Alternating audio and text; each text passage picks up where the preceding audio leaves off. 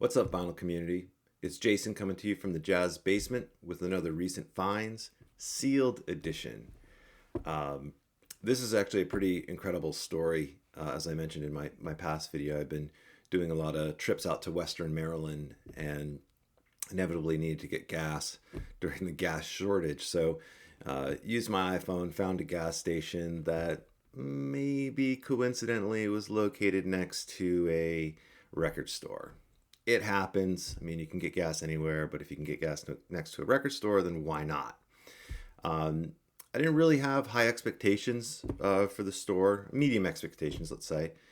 Once you get outside of cities in jazz, the jazz section usually gets much smaller very quickly.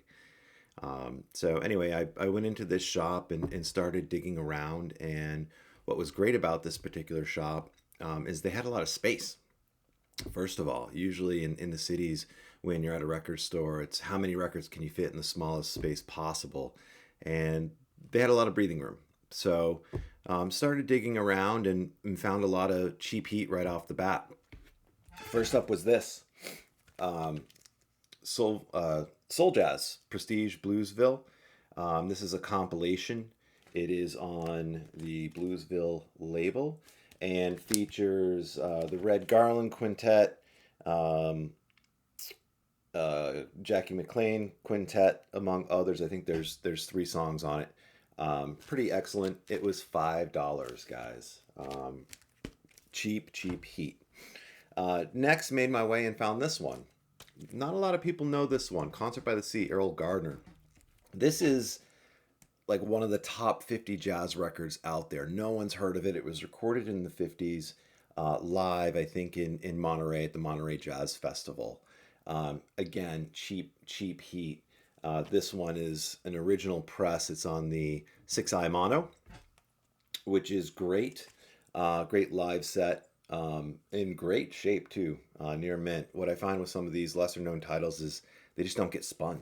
So their loss, my gain. Again, I think that one was like $10. Next up, another Columbia one was not $10, but had to pick it up anyway. The Jazz Messengers Hard Bop. I love Hard Bop. As you know, Jazz Messengers are great. This is early Jazz Messengers, so I think this is 57 or 58. Again, on 6i mono. Again, really great shape. This particular lineup of the Jazz Messengers is not the one.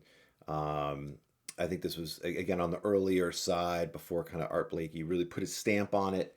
And I'll just give you a sense for who's on there real quick. Um, See if you can even find it. You got Jackie McLean on here, Bill Hardman, um, Blakey, obviously. So for whatever reason, they don't have the whole list to make it easy. But it's not the Jazz Messengers with Lee Morgan. And then lastly, kind of moving around a little bit, went to the Jimmy Smith section. Now, Jimmy Smith is widely available. Usually it's pretty cheap. Um, any record store is going to have a Jimmy Smith. But I saw this in near mint condition. This is Jimmy Smith at Club Baby Grand, Wilmington, Delaware. Blue Note 1528. So early stuff. In fact, there we go. Got the 767 Lexington Avenue deep groove both sides. This is in great shape. The early Blue Notes didn't have any writing on the spine, which is great. So this one was a little bit more expensive, but again, whenever you can pick up a clean 1500 series Blue Note, you got to do it. So grab the stack, go check out, and the lady behind the counter said, "Oh, you like jazz? Well, we just got this big collection in, and it's all sealed." I said, "Okay, great," and immediately started to think. Said, "Well, a lot of this older jazz in the 50s and 60s wasn't necessarily sealed, so maybe it's a bunch of 70s and 80s or even newer stuff. But let me check it out and see what we got." And it turns out I talked to the owner of the store, and he said he just bought this collection from a gentleman who was a musician, who collected records and never opened a single record. Every single record that he has ever bought remained sealed. This blew my mind. I mean, I can't get shrink off records fast enough. And this guy, clearly had really good taste in music. He had probably somewhere around 500 records, all of them sealed, kind of a mix of jazz and classic rock. He had, I think, over 100 Hendrix records. I didn't know Hendrix put out 100 records, but they were all sealed. A couple other classic rock titles that were really great, and then a bunch of jazz. So I started digging through and see what they had, and came away with a nice little stack. What they had a lot of were original jazz classics, OJCs, which are really great ways to get some hard to get titles at affordable prices. And the early 80s OJCs in particular are sought after because they're purported to be an all analog source. So a lot of the OJCs that were in 1982, 1983, that was sort of the first reissues of some of the prestige titles, for example. And that's kind of where I started to look.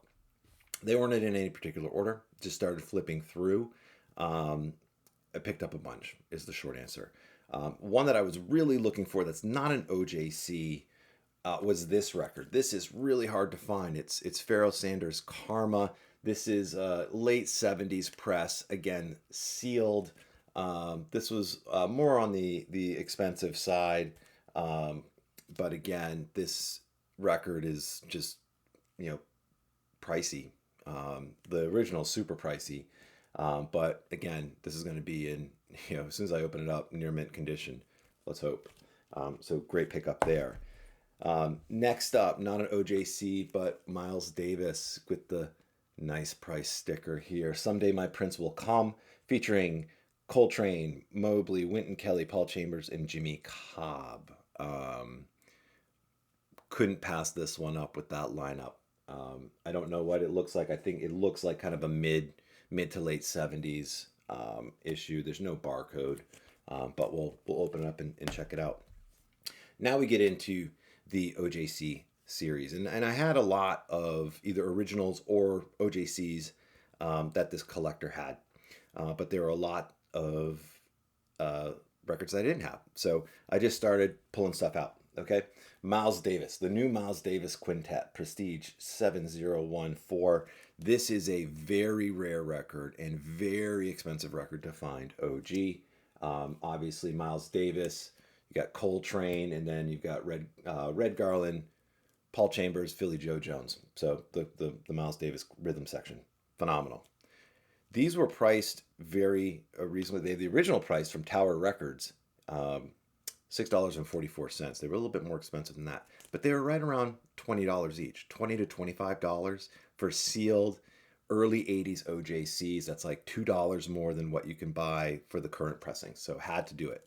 So grab this one. Next up, Coltrane, Prestige 7105.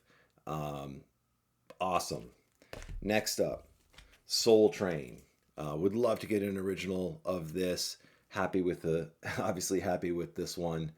Prestige 7142, Soul Train. Great album.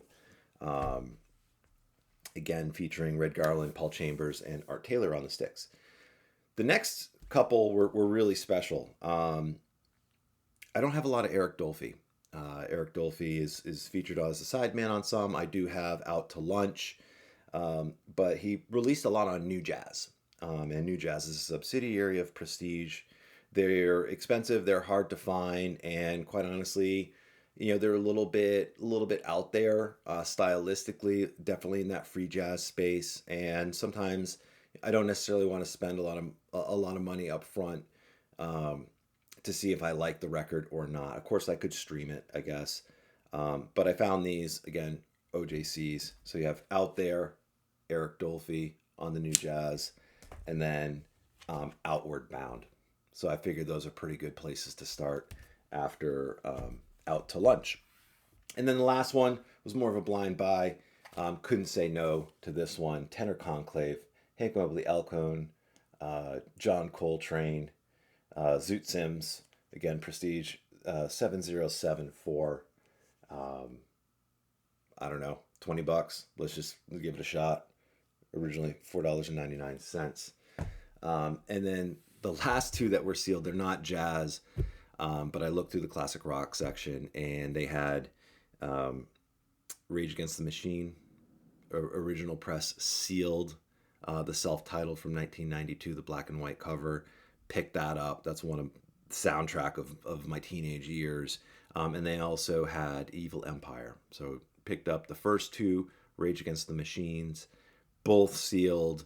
They're not sealed anymore. I've played them. They sound great, and got them for a good price. So totally unexpected. Sometimes you got to go off the beaten path. You hit it big with OGs, but then this was crazy. I mean, who buys records who buys records and never plays them, never opens them? The collector clearly had really good taste in music. I mean, you could go in and it was all killer, no filler. Whether you were looking at the classic rock or even the jazz section, and they were priced right. So definitely did some damage, and really excited to kind of fill out my jazz section for pretty cheap. So thanks for watching. Got some more videos coming up with some OG heat, two grails, let's call it. So stay tuned for that. Have a great weekend, and have a good one.